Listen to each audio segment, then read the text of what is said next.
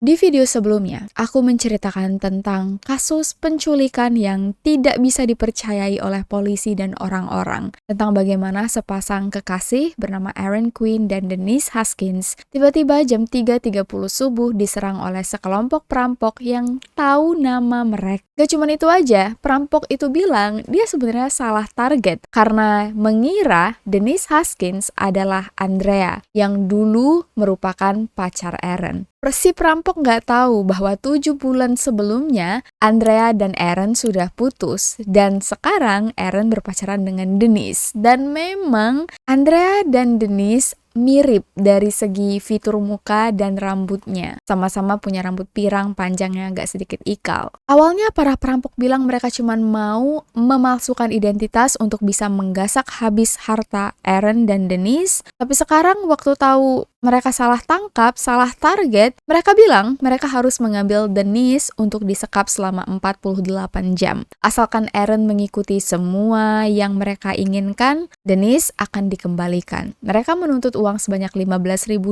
yang bisa dibayarkan oleh Aaron, tapi karena Aaron ketakutan kalau nggak ngelapor ke polisi, dia melapor ke kakaknya yang merupakan agen FBI yang kemudian bilang, kamu harus lapor polisi. Ini aku sedikit rangkum untuk kalian yang mungkin lupa ceritanya gimana. Waktu Aaron sudah cerita ke polisi tentang apa yang terjadi, polisi ngambil HP-nya dan seluruh pesan-pesan yang dikirim oleh si pelaku atau sekelompok perampok ini enggak dibaca dan enggak dibalas oleh polisi karena HP-nya dimatiin. Meskipun Aaron sudah bilang penculiknya bakal menghubungi lewat HP itu. Waktu HP ini dipulangkan ke Aaron karena sudah selesai diinvestigasi, Aaron sadar ada beberapa email yang masuk yang dibaca oleh polisi tapi enggak dibales dan ada beberapa telepon miss call tapi enggak ditelepon balik oleh polisi. Bener-bener polisi nggak ngelakuin investigasi sama sekali. Aaron dituduh sebagai pelaku dan polisi yakin Denise sudah meninggal. Denise dikubur oleh Aaron. Tapi 2 hari kemudian sesuai janji para perampok, Denise pulang dalam keadaan santai. Dan menurut para polisi, ini persis kayak film Gone Girl, di mana seorang istri yang gila sengaja memalsukan penculikan untuk memberi pasangannya pelajaran, biar dihadrik oleh massa, biar dituduh sebagai pembunuh untuk balas dendam karena sang suami selingkuh. Tapi itu kan di film. Denise dan Aaron mengaku mereka benar-benar diculik, mereka nggak bohong. Begitu Denise kembali dengan selamat ke pelukan keluarganya, dia langsung diteror oleh pihak kepolisian dan FBI, baik di Huntington Beach, di mana dia dikembalikan oleh pelakunya, begitu juga oleh kepolisian di kota Vallejo, tempat di mana perampokan terjadi. Dan secara terang-terangan, pihak kepolisian langsung melakukan press conference dan bilang ke semua orang bahwa tidak pernah terjadi penculikan. Aaron dan Denise harus minta maaf karena gara-gara mereka, pihak kepolisian kehabisan waktu, tenaga, cuman untuk mengikuti permainan mereka. Padahal ada banyak kasus lain yang harusnya mereka fokuskan, tapi gara-gara Denise dan Aaron yang seenaknya aja bikin skenario aneh-aneh, mereka merasa dirugikan dan menuntut Aaron dan Denise untuk minta maaf ke pihak kepolisian, FBI, dan juga warga sekitar yang sudah panik dan berusaha untuk membantu. Sampai di situ video kita kemarin. Sekarang aku akan melanjutkan. Tapi sebelumnya jangan lupa untuk subscribe dulu channel Ruang Gelap, like juga, dan share ke teman-teman kalian karena ini adalah satu-satunya cara untuk kalian mensupport kami dan satu support pun sangat berarti. Biar aku makin rajin, konsisten nih up konten. Dan jangan lupa juga untuk nyalain loncengnya biar kalian gak ketinggalan video-video terbaru dari Ruang Gelap. Tanpa berlama-lama lagi, langsung aja kita masuk ke cerita. Welcome to Ruang Gelap.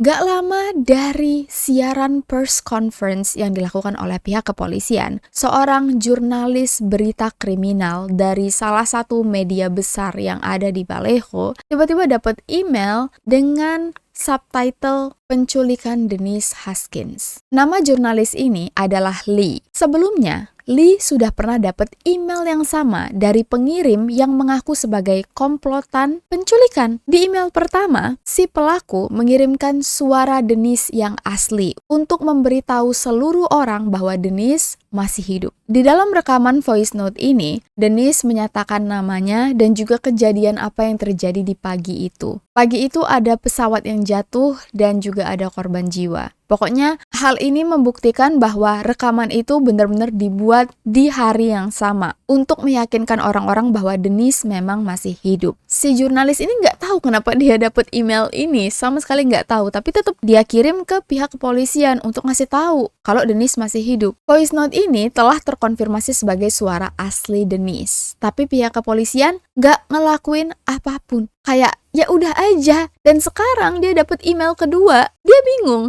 Denise udah pulang, kenapa perampoknya masih ngirim email lagi? Dan kalian tahu, di dalam email itu ada 9.000 kata yang ditulis oleh pelaku yang menjelaskan kalau dia marah. Dia marah karena pihak kepolisian nggak mempercayai Aaron dan Denise. Si pengirim menulis bahwa dia dan komplotannya adalah sekelompok grup black market yang memang bertugas secara profesional, di-hire oleh orang untuk memalsukan identitas, mengambil uang. Pokoknya ceritanya sama persis dengan yang diceritai oleh Aaron dan Denise. Intinya, si pelaku marah karena pihak kepolisian tidak menganggap dirinya ada. Si penulis email bahkan bilang, kalau pihak kepolisian tidak minta maaf ke Aaron dan Denise, mereka, para pelaku ini, akan melakukan penculikan lagi. Bingung? Lee bingung banget. Dia bahkan nggak tahu kenapa dia dapat email. Dia bahkan nggak tahu emailnya kesebar oleh siapa. Dan sekarang kok bisa-bisanya ada pelaku yang nyuruh polisi untuk minta maaf ke korbannya. Kayak sakit jiwa ini orang. Tapi Lee tetap melakukan tugasnya. Dia kirimlah email ini ke pihak kepolisian. Dan tentu aja nggak dijawab oleh polisi. Cuman dia tulis di koran. Dan karena pihak kepolisian tidak melakukan apapun, beberapa hari kemudian, satu keluarga menjadi korban perampokan.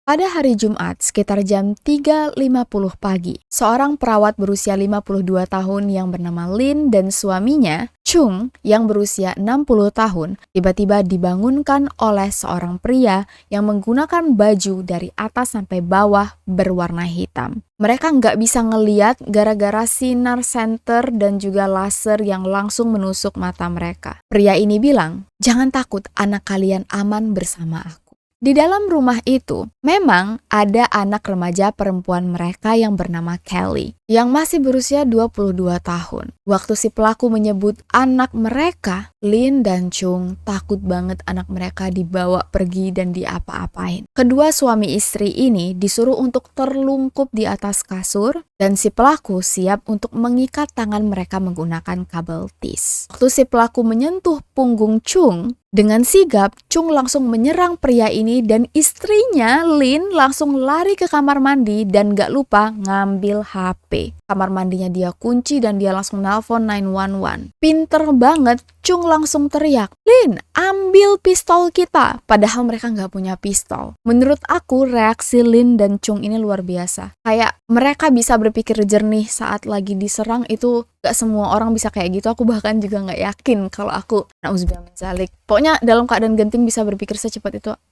Si pelaku panik. Dia beneran ngira di rumah itu ada pistol. Jadi si pelaku langsung melarikan diri keluar dari rumah. Dan untung banget pihak 911 yang ditelepon oleh Lin segera datang ke rumah. Pihak kepolisian menemukan barang-barang si pelaku yang belum sempat diambil. Ada banyak banget kabel tis, lakban, terus ada senter besi yang dipakai, ada juga alat setrum, dan untungnya Kelly selamat, gak diapa-apain. Kelly justru menyerahkan polisi sebuah benda yang menguak kasus ini, yaitu sebuah ponsel. Kejadian ini terjadi di Dublin, bukan di Vallejo, bukan di Huntington. Jadi pihak kepolisiannya juga beda lagi. Dan pihak kepolisian di Dublin benar-benar menginvestigasi kasus ini. Mereka menekan nomor penting yang ada di dalam ponsel itu, yaitu nomor seorang wanita. "Halo Bu, kami dari pihak kepolisian. Kami menemukan HP ini tergeletak dan ingin mencari tahu siapa pemiliknya. Kira-kira Ibu bisa kasih kami informasi tentang siapa pemilik HP ini?" Dari ujung telepon, Si wanita menjawab, "Oh iya Pak Polisi, ini HP anak saya. Namanya Matthew Mueller." "Oh oke Bu, baik.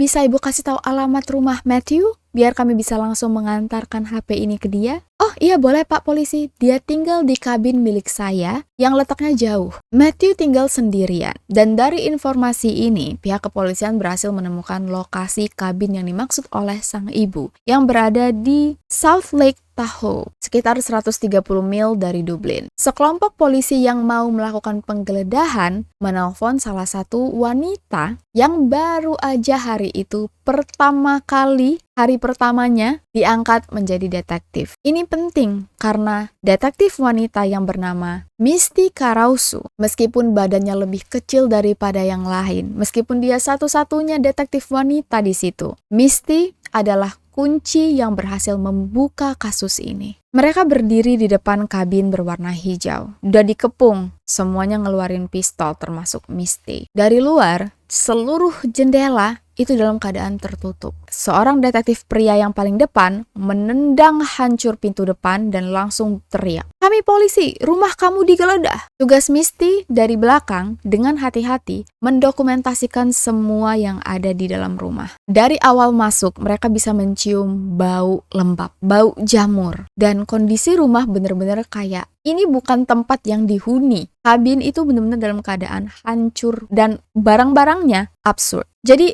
pintu ini ternyata ditahan dari dalam pakai kursi, tapi berhasil dibuka. Di dalam ruang tamu bertumpuk kotak-kotak kosong, ada meja pijet, ada sarung tangan hitam yang beda-beda, ada banyak banget lakban, kabel tis, alat radar, alat komunikasi, pistol air, pistol bius, pistol beneran, beberapa alat dewasa. Di dalam kamar itu ada semacam, tau gak sih, kalung buat anjing, dan seluruh jendelanya itu ditutup pakai lakban. Ada banyak obat tidur, obat batuk, dan alat pembuat kunci. Tahu nggak sih yang biasa dipakai orang untuk ngereplika kunci? Di dalam situ ada alat kunci ini. Ada kursi goyang, ada alat setrum. Kayak siapapun yang tinggal di kabin ini nggak waras. Dalam penggeledahan ini, polisi berhasil menangkap seorang pria, Matthew Mueller. Matthew kelihatan tenang. Dia diborgol dan langsung dimasukkan ke dalam mobil. Setelah puas mengelilingi kabin, mereka melihat ada mobil Mustang berwarna putih. Mobil ini juga digeledah. Mereka melihat alamat terakhir yang terekam di layar di dalam mobil itu ada Vallejo, Huntington Beach, dan juga Dublin, tempat di mana dia terakhir melakukan perampokan.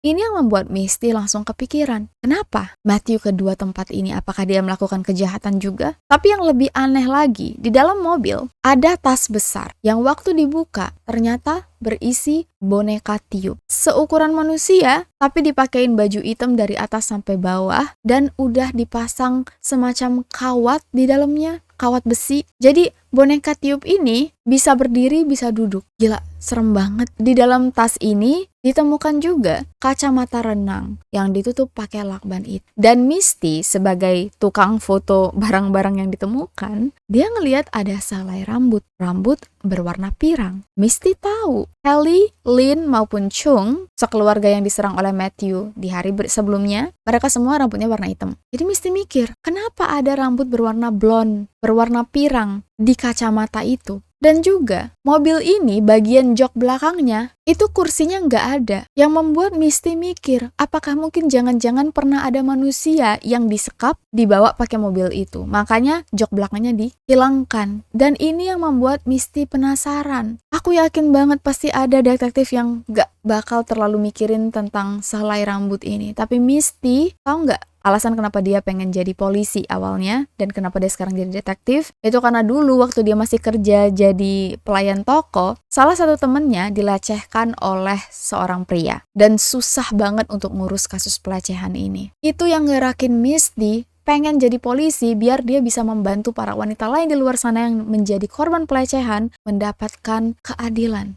Dan menurut Misty, kalau memang ada wanita yang menjadi korban dan dia belum diidentifikasi oleh polisi, itu berarti tugas Misty sebagai detektif untuk mengungkap siapa wanita malang ini.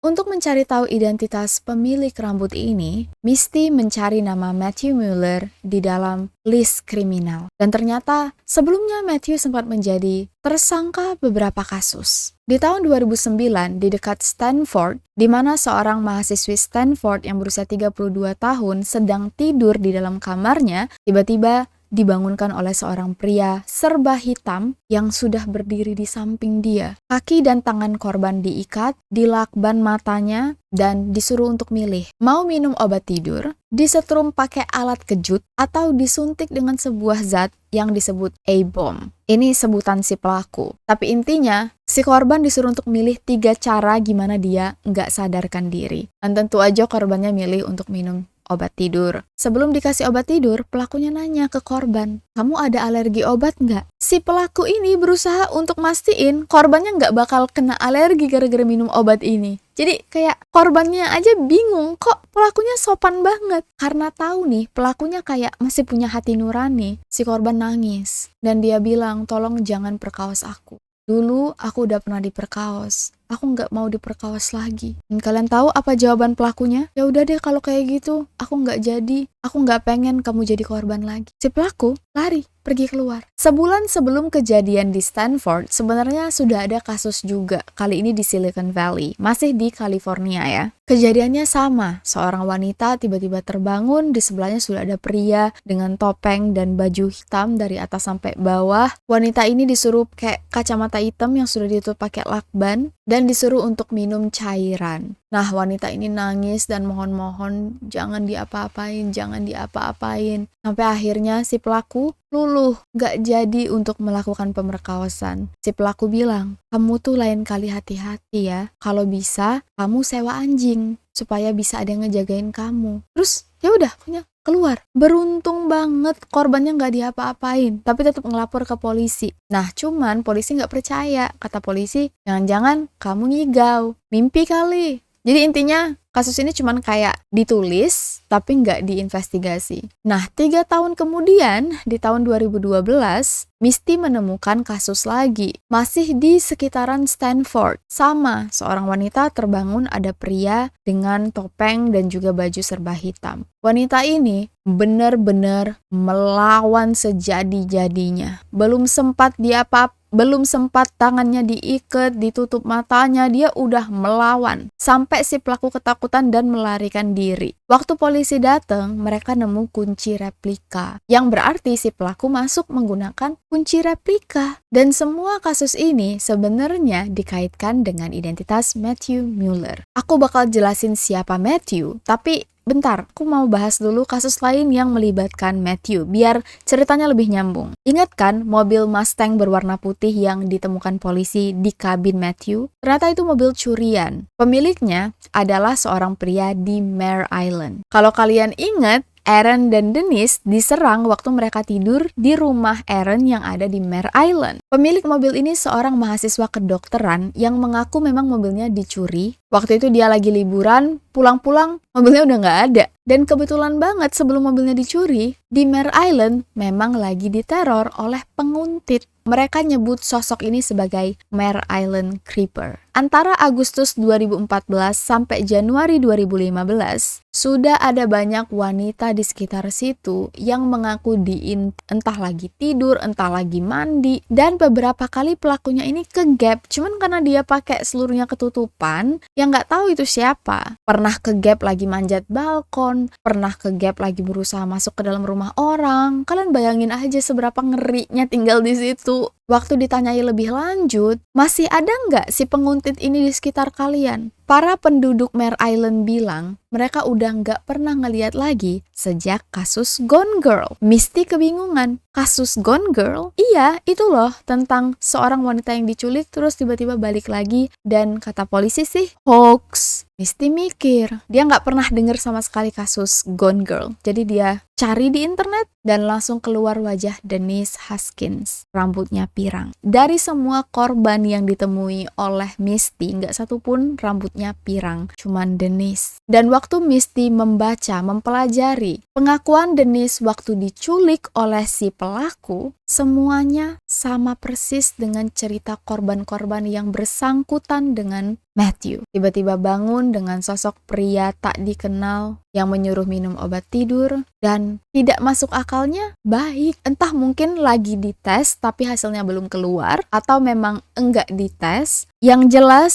Misty menemukan Denise melalui investigasinya sendiri. Dia langsung nelpon pihak kepolisian Vallejo karena dia tahu dia harus membantu Denise. Dia nggak mau Denise dituduh bohong. Misty nelpon berkali-kali tapi nggak ada yang ngangkat. Misty nggak berhenti. Siang, pagi, malam ditelepon terus sama dia. Sampai akhirnya diangkat oleh detektif Matt Mustard. Kalau kalian masih ingat, ini detektif yang sangat menyebalkan. Detektif Mustard bilang, "Oh, kalau kamu punya bukti, ya udah langsung hubungin FBI aja." Karena kasusnya udah diambil oleh FBI. Misty nelpon FBI. Dan dari sinilah baru terungkap bahwa penculikan Aaron dan Denise benar-benar terjadi. Matthew yang sudah diamankan oleh polisi pun waktu didesak akhirnya mengakui. Ada banyak hal membagongkan di dalam kasus ini. Pertama, agen FBI yang tidak mempercayai cerita Denise yang diperkaos, agen FBI yang bernama David Sasma, ternyata kenal baik dengan Andrea, si mantannya Aaron. Andrea ini dulu pernah nikah, tapi diceraikan oleh suaminya karena ketahuan selingkuh, dan selingkuhannya itu ya si David Sasma ini. Setelah putus, Andrea pacaran dengan Aaron, dan ternyata David Sasma sudah kenal dengan Aaron dari awal. Karena waktu Andrea dan Aaron kencan pertama kali, gak sengaja mereka ketemu David. Aaron gak tahu, dia gak sadar, tapi David tahu. Jadi harusnya David Sasma gak boleh menginvestigasi kasus ini. Dia kenal Aaron secara personal. Waktu Aaron tahu soal hal ini, pengacaranya menuntut FBI. Tapi dari pihak FBI bilang, gak apa-apa kok, David Sasma tetap bisa melanjutkan investigasi. Dan menurut Aaron ini gak adil banget. Dari awal udah bias. Kedua, kalau misalnya pihak kepolisian men-track telepon yang masuk ke HP Aaron, telepon dari si pelaku, telepon dari si Matthew yang didiemin polisi, nggak ditelepon balik, itu sebenarnya polisi udah bisa langsung dapat koordinat tempat kabin di mana Denise disekap. Dan kalau waktu itu polisi bener-bener menginvestigasi kasus ini, itu mudah banget buat dapat lokasi itu. Sinyalnya terekam jelas. Kalau aja waktu itu polisi langsung melakukan penggerebekan, mereka nggak harus dituduh bohong. Dan Denise nggak bakal diperkaos 2 kali. Jadi intinya banget nih, polisi bener-bener gagal menangani kasus ini. Korban yang harusnya dilindungi dan langsung dapat perlindungan justru harus kehilangan pekerjaan mereka. Iya, Aaron dan Denise waktu masih dimusuhin oleh polisi, waktu Matthew Mueller belum ketangkep, mereka tuh nggak bisa kerja di mana-mana. Dianggap pembohong. Wah, mereka tuh dicaci maki orang-orang sekitar. Dasar, nyari-nyari perhatian. Wah, kalimat-kalimatnya jahat banget. Kalian bisa bayangin lah kalau misalnya di Indonesia ini ada orang yang kita kira bohong soal diculik, ya pasti kan diserbu netizen. Nah gitu juga yang dialami oleh Matthew dan Aaron. Bener-bener hancur banget. Apakah polisi minta maaf? Polisi minta maaf 10 tahun kemudian, teman-teman. Jadi meskipun Matthew Mueller sudah dinyatakan sebagai pelaku dan mengaku juga, pihak kepolisian Vallejo baru minta maaf itu 10 tahun kemudian. Karena apa? Karena kepala polisinya udah ganti yang baru. Kepala polisi sebelumnya nggak ngomong apa-apa. Bahkan detektif Matt Mustard yang kurang ajar itu diangkat jadi polisi terbaik. Nggak ngerti gimana caranya. Di pengadilan, Matthew Mueller dijatuhi hukuman 40 tahun di penjara. Denise dan Aaron secara langsung menghadiri pengadilan dan Denise minta ke pengacaranya untuk bisa ngomong langsung ke Matthew. Alasannya karena Denise pengen nunjukin ke Matthew, kamu nggak berhasil ngancurin aku. Dengan berani di pengadilan, Denise natep mata Matthew secara langsung dan bilang, aku Denise Haskins. Waktu kamu menculik aku, kamu tutup mata aku. Kita nggak bisa ngelihat eye to eye, tapi sekarang aku bisa ngelihat kamu. Aku ini bukan objek, aku manusia. Dan waktu itu kamu memang bisa merampas aku sebagai manusia. Merampas hidup aku, membuat aku nggak berdaya. Tapi hari ini, aku ambil kembali kendali hidupku.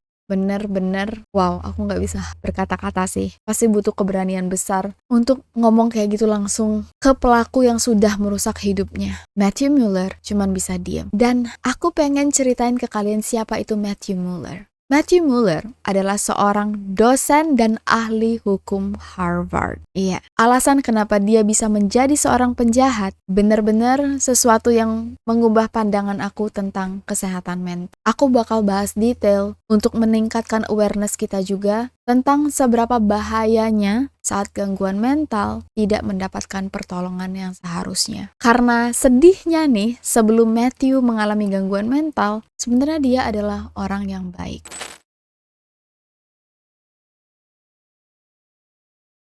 Matthew Muller tumbuh di pinggiran Sacramento. Ayahnya adalah seorang staf administrasi di sekolah dan juga pelatih gulat. Ibunya adalah guru SMP, ngajarin bahasa Inggris, dan keluarganya bisa dibilang cukup harmonis. Setiap kali ada hari libur, mereka pergi liburan. Dari kecil, Matthew memang merupakan anak yang cukup pendiam. Meskipun ayahnya menyemangati dia buat jadi atlet, olahraga ini, itu, tapi Matthew lebih suka jalan-jalan dengan anjingnya sendirian. Lebih suka baca buku, dan lebih suka menyendiri. Matthew dulunya memang agak sedikit overweight, jadi dia sering jadi bahan bulian teman-temannya gara-gara gendut. Tapi pengalaman ini nggak membuat Matthew jadi anak yang lemah. Justru karena dia tahu gimana rasanya dibully, begitu dewasa Matthew berusaha untuk melindungi anak-anak lain dari pembuli. Bahkan adiknya waktu itu belum bisa ngomong. Dan Matthew berusaha untuk membantu dengan cara jadi juru bicara adiknya. Sebenarnya ini berlebihan sih, tapi kalian bisa lihat kan gimana cara Matthew berusaha untuk selalu melindungi orang yang dia anggap kayaknya lemah nih, aku yang harus tanggung jawab. Nah, sedihnya waktu mau selesai SMA, ayahnya ketahuan selingkuh dan lebih memilih untuk tinggal bersama selingkuhannya daripada dengan mereka. Matthew dan saudara-saudaranya ikut sang ibu,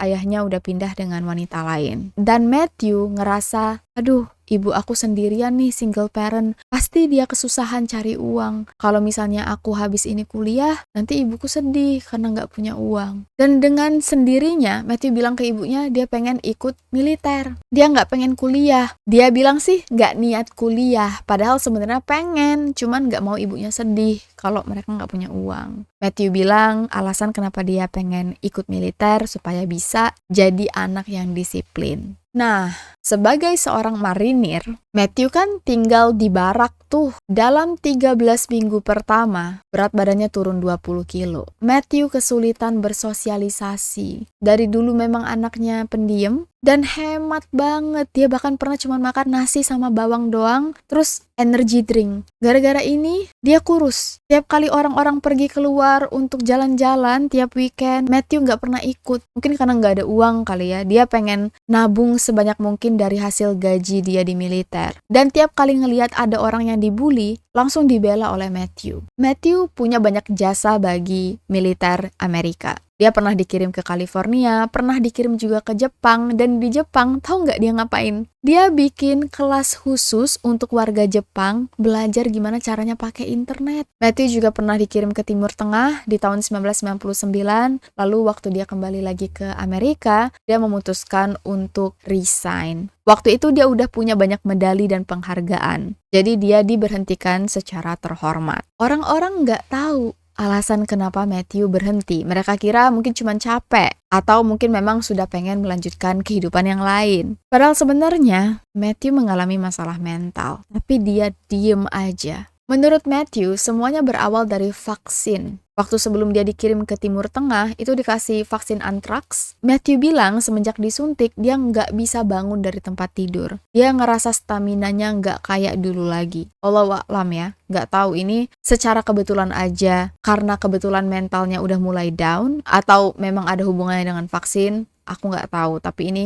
dari Matthew. Dan memang sebenarnya sindrom seperti ini tuh dialami oleh banyak tentara militer, bukan karena vaksin, tapi memang mungkin dari peperangan yang mereka alami, dari kerasnya kehidupan militer. Karena aku nggak mau bikin kalian jadi ngerasa takut dengan vaksin, aku sendiri sih pro vaksin ya. Dari cerita Matthew, dia mulai mendengar suara-suara yang bilang, kamu tuh nggak cukup baik, kamu tuh punya banyak salah. Dan perasaan ini yang membuat dia tuh ketakutan. Perasaan ini yang membuat dia tiba-tiba pengen menyediakan kelas untuk orang Jepang belajar internet. Karena dia ngerasa dia tuh banyak salah. Ini yang membuat aku merasa kayaknya gangguan mental dia bukan karena vaksin, tapi kebetulan aja dia terlalu banyak menyaksikan peristiwa-peristiwa kejam waktu bertugas sebagai tentara militer. Matthew tahu, kayaknya dia mau gila. Dia ngerasa nggak sehat, dia takut membahayakan dirinya sendiri. Dia takut pekerjaannya ini membuat mentalnya makin down. Makanya dia berhenti. Begitu selesai keluar dari militer, Matthew sekolah di Pomona College. Karena memang dari dulu dia pengen, cuman nggak ada duit. Sekarang dia udah berhenti kerja dan dia punya tabungan, makanya dia lanjut kuliah. Karena Matthew masih mendengar suara-suara, kamu tuh nggak baik, kamu tuh kurang oke, kamu banyak salah. Matthew lanjut menolong orang-orang di sekitarnya. Sembari dia kuliah di jurusan hukum, Matthew bikin semacam bakti sosial untuk para tunawisma dan imigran yang diasingkan supaya mereka-mereka ini bisa mengamankan hak-hak mereka yang didapatkan dari pemerintah. Di tahun 2001, Matthew sempat ke Praha. Dia ada acara akademik di situ, dan disinilah Matthew bertemu dengan seorang wanita yang berasal dari Kyrgyzstan, di mana keduanya jatuh cinta, dan begitu Matthew lulus kuliah, mereka berdua menikah. Pasangan ini kemudian pindah ke Boston. Matthew kuliah di Harvard Law School, istrinya kuliah di Boston College. Di Harvard, Matthew nggak cuma kuliah, tapi dia juga membantu para korban KDRT, terutama yang berpenghasilan rendah. Sebagai pengacara hukum, dengan gratis Matthew menemani para korban supaya bisa mendapatkan keadilan. Bahkan pernah nih, salah satu kliennya Matthew dipukulin habis-habisan oleh suaminya gara-gara ketahuan menghubungin Matthew untuk menuntut di pengadilan, sampai rahang korban ini gak bisa ditutup lagi, harus dijahit biar bisa nutup. Dan Matthew marah banget. Dia berhasil memenangkan tuntutan ini, dan bukannya bangga, Matthew malah sedih. Kenapa ya? Susah banget untuk dapat keadilan padahal buktinya sudah seterang ini. Setelah Matthew lulus dari Harvard, dia masih tetap di Harvard karena dia sekarang jadi dosen. Dia juga kerja di lembaga imigrasi untuk membantu para imigran. Seluruh orang sayang banget sama Matthew dan bilang, wah Matthew ini manusia baik banget. Gak ada orang setulus Matthew, mana ada orang yang peduli banget dengan rakyat kecil. Apalagi imigran, korban KDRT dengan penghasilan rendah. Gak cuman dimenangin kasusnya aja, beberapa kliennya yang nikah itu dikirimin hadiah. Ada juga yang dulu sempet gak punya tempat tinggal, dibiarin tinggal bareng sama Matthew, dikasih tempat tinggal. Makanya orang-orang bingung waktu Matthew mengundurkan diri. Mereka kira Matthew bakal langsung jadi orang konsultan hukum paling top yang spesial mengurusi masalah imigrasi. Tapi ternyata Matthew mengundurkan diri. Matthew bilang sih dia pengen mencari kerjaan lain. Padahal kondisi mental Matthew makin memburuk. Awalnya Matthew kira dia tuh cuma depresi. Dia sempat ke psikolog. Dia sering ke psikolog. Kata psikolog dia ini punya bipolar dan juga ada depresi. Karena ada masa mania di mana Matthew bakal bahagia banget dan bakal produktif banget. Biasanya kalau masuk musim panas, musim semi, Matthew produktif, suasana hatinya bagus. Tapi kalau udah masuk musim dingin, dia sedih dan kayak nggak bisa ngerjain apapun. Sebenarnya depresi di musim dingin itu hal yang cukup wajar, banyak dialami oleh orang-orang barat. Tapi dalam kasus Matthew ini benar-benar sudah parah. Matthew sebenarnya dikasih obat-obatan, tapi dia nggak minum karena katanya dia nggak suka dengan efek samping dari obat itu. Dia juga nggak mau ketergantungan, dia pengen langsung sembuh aja gitu.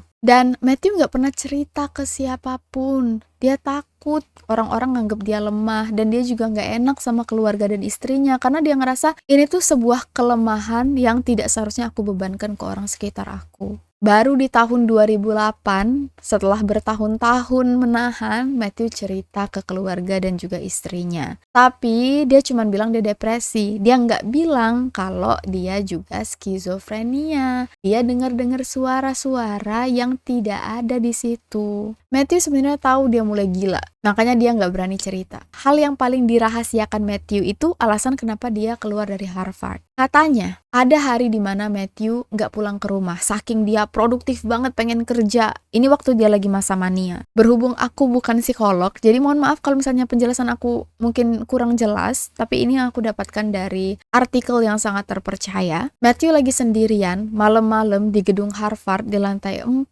dan tiba-tiba dia ngerasa dia diawasi. Sebenarnya udah sering banget ya kita kita bahas orang sakit jiwa yang ngerasa diawasin. Matthew merasa ada alat sadap yang ditempel di dalam ruangan dan juga komputernya itu udah diawasin oleh FBI. Karena Matthew sering bantuin imigran-imigran, gak tahu kenapa dia ngerasa FBI itu marah ke dia. Dan dia ngerasa pemerintahan Cina sedang mengawasi dia. Mungkin ada hubungan dengan kliennya yang orang Cina kali ya. Belum lagi beberapa kliennya sempat dituduh sebagai teroris. Jadi Matthew ngerasa, wah aku kayaknya dikira komplotan ini. Aku yakin banget aku sekarang sedang diawasin. Panik, Matthew nyari celah di seluruh dinding. Bagian-bagian yang ada bundelan kabel, itu dia ikutin. Nggak tahu apa yang dia ikutin. Intinya dia telusurin aja sampai ke ruang server. Ruang yang berisi semua mesin-mesin. Itu kan pasti banyak lampu kedap-kedip dan nggak pernah mati. Ruangan ini biasanya dingin banget biar mesin-mesinnya nggak overheat.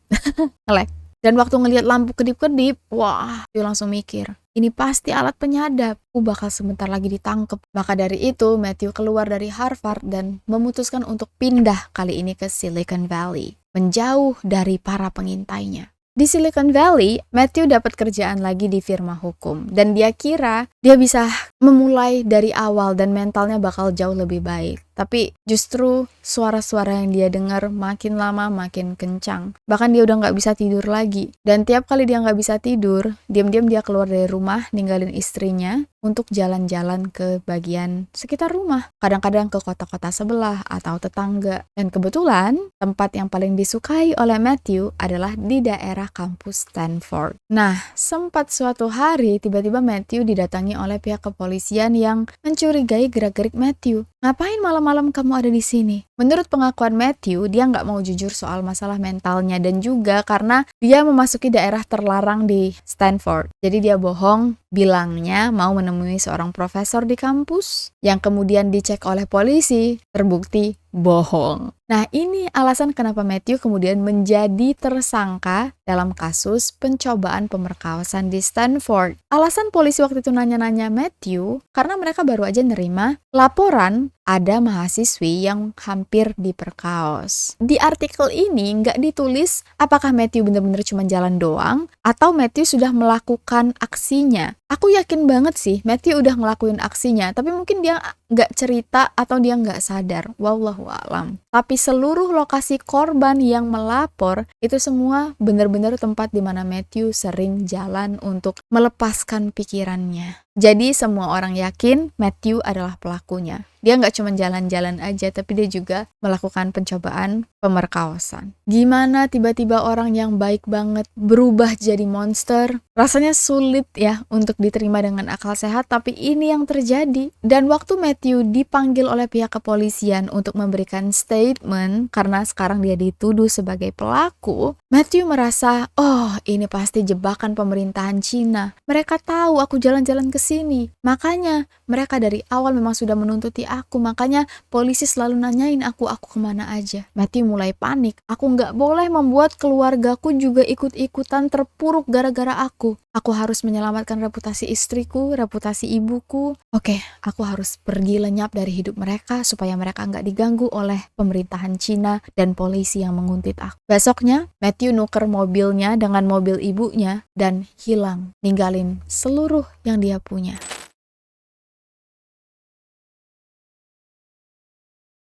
Setelah menghilang selama 2 hari, Matthew tiba-tiba nelpon istrinya minta jemput. Di sini istrinya sadar banget sih, Matthew benar-benar udah parah, mentalnya udah sulit untuk diselamatkan. Beberapa kali istrinya nelpon ibunya Matthew minta tolong, gimana nih cara kita bantuin Matthew? Apakah ke psikolog lagi? Karena Matthew selalu dipecat dari pekerjaannya. Bukan karena nggak bisa kerja, tapi karena Matthew tuh ketakutan terus. Pernah sekali dia ngapus semua database yang ada di kantor. Kenapa? Karena dia yakin banget kayak data-data ini ada virusnya yang dibuat khusus untuk nge-tracking aku. Itu dia yang ada di dalam pikirannya si Matthew. Selama bertahun-tahun istrinya berusaha untuk berjuang di samping Matthew, tapi akhirnya dia nggak kuat. Istrinya ngerasa dia sendiri udah mau gila. So, di tahun 2012, sang istri memutuskan untuk bercerai. Matthew benar-benar terpukul. Tapi di sini kita udah bisa ngelihat perubahan yang luar biasa dari sisi Matthew. Yang awalnya baik, sekarang dia suka marah-marah, dia ngata-ngatain istrinya, ibunya, nuduh istrinya memalsukan pinjaman mobil, maksa minjem duit $22.000, ngancem bakal ngancurin hidupnya kalau misalnya berani minta cerai. Pokoknya benar-benar berubah jadi orang yang beda banget. Ibunya sendiri kasihan tapi bingung mau bantuin gimana. Pekerjaannya hilang, istrinya hilang. Sang ibu cuma bisa sedih dan nawarin bantuan. Matthew ditawarin tinggal bareng ibunya, dipantau, dijagain, diasuh lagi. Dan perlahan-lahan, alhamdulillah, kata ibunya, di tahun 2014 agak mulai membaik. Matthew bahkan sempat pacaran dengan salah satu temennya waktu di kampus dulu, tapi gak berlangsung lama. Ibunya sadar Matthew mulai